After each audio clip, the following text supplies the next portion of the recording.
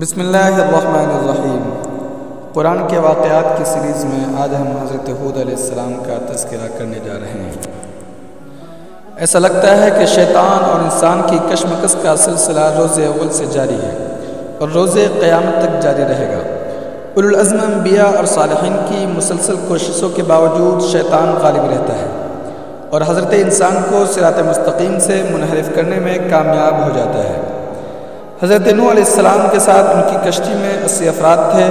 یہ وہ لوگ تھے جنہوں نے حضرت نوح علیہ السلام کی دعوت پر لبیک کہا تھا۔ ان 80 افراد کے علاوہ جو کائنات کا ہر فرد و بشر اور ہر ذی روح طوفان نوح میں غرق ہو کر ہلاک ہو گیا تھا۔ اللہ رب العزت نے ان 80 لوگوں کی نسلوں میں اتنی برکت دی کہ یہ پھر ہزاروں لاکھوں سے تجاوز کر گئے۔ کچھ روز تو یہ اسی دین حق پر قائم رہے، اس کے بعد ان میں بھی وہی خرابیاں پیدا ہونے لگی جو تباہی اور بربادی کی طرف لے جاتی ہیں۔ ان میں بت پرستی عام ہو گئی، لوگ اللہ کو چھوڑ کر غیر اللہ کی پرستش کرنے لگے۔ قرآن کریم نے ان لوگوں کو قوم عاد کا نام دیا ہے اور بتلایا ہے کہ یہ قوم نوح کی جانشین تھی۔ 2000 سال قبل مسیح یہ قوم ارض عقاب میں آباد تھی۔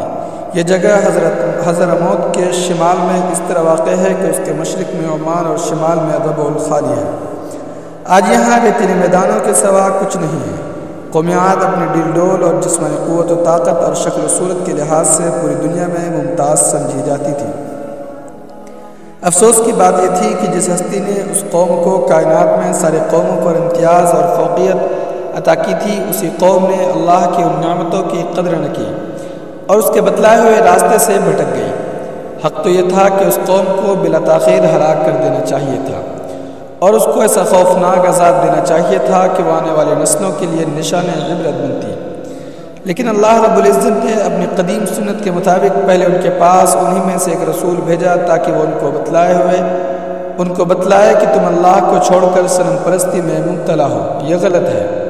اللہ کے اس رسول کا نامی تھا حضرت ہود علیہ السلام، جو قوم عاد کی سب سے زیادہ معزز اور سربراوردہ شاخ خلوص سے تعلق رکھتے تھے۔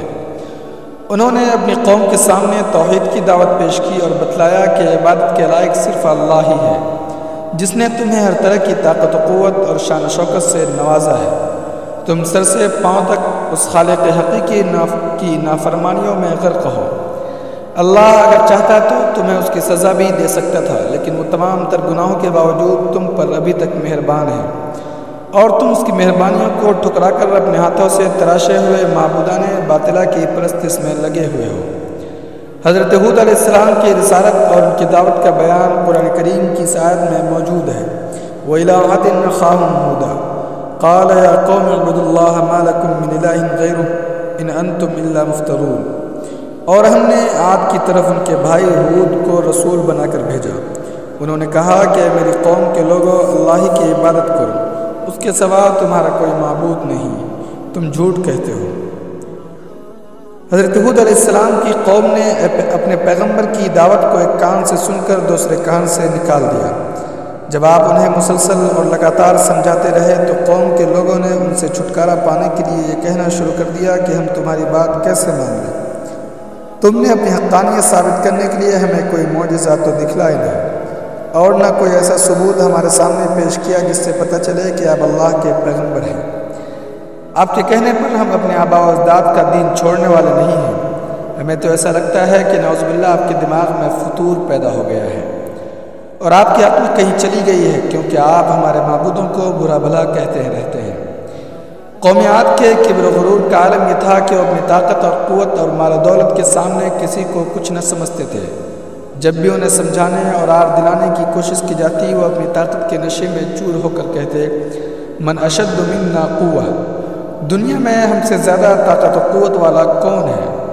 حضرت ہود علیہ السلام انہیں یاد دلاتے کہ گزشتہ زمانے کی کئی قومیں تم سے زیادہ طاقتور اور تم سے زیادہ خوشحال تھیں، لیکن انہوں نے اللہ کی نافرمانی کی اور اس کی سزا بھگتی۔ آج ان قوموں کا نشان بھی باقی نہیں ہے۔ اے قوم کے لوگوں، مجھے ڈر ہے کہ کہیں تمہیں بھی وہی عذاب اپنی گرفت میں نہ لے لے جس نے پچھلی قوموں کو صفحہ ہستی سے نیست و نابود کیا ہے۔ تم پر بھی خدا کا قہر اور غضب نازل ہوگا اور تم بھی نیست و نابود ہو جاؤ گے۔ تمہاری جگہ اللہ کسی اور قوم کو لے آئے گا اور یہ شان و شوکت اسے دیدے ہوگا۔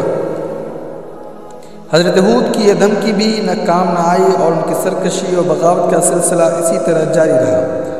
نتیجہ یہ نکلا کہ اللہ تعالیٰ نے ہوا کے طوفان کی صورت میں ان پر اپنا عذاب مسلط کر دیا۔ 8 دن اور 7 راتوں تک عاد کی بستیاں اس طوفان کی زد میں رہیں۔ ان کے عالیشان اور پختہ مکانات تنکوں کی طرح بکھر گئے۔ تناور درخت جڑوں سے اکھڑ کر زمین پر گر پڑے۔ انسان اور جانور ہوا میں اڑ کر آسمان کی فضاؤں میں بلند ہوتے اور اوندھے منہ زمین پر گر کر ہلاک ہو جاتے۔ اس طرح قوم عاد نے اپنے کیے کا خمیازہ بھگتا۔ تمام لوگ ہلاک ہو گئے۔ صرف حضرت ہود علیہ السلام اور ان کے مٹھی بھر متبعین باقی رہ گئے، جو عذاب آنے سے پہلے ہی ارض احقاف سے نکل کر حضرموت کی وادیوں میں خیمہ زن ہو چکے تھے۔ یمن میں یہ جگہ آج بھی آباد ہے، جبکہ قوم عاد کی بستیاں ریت کے میدانوں میں تبدیل ہو کر مقام عبرت بنی ہوئی ہیں۔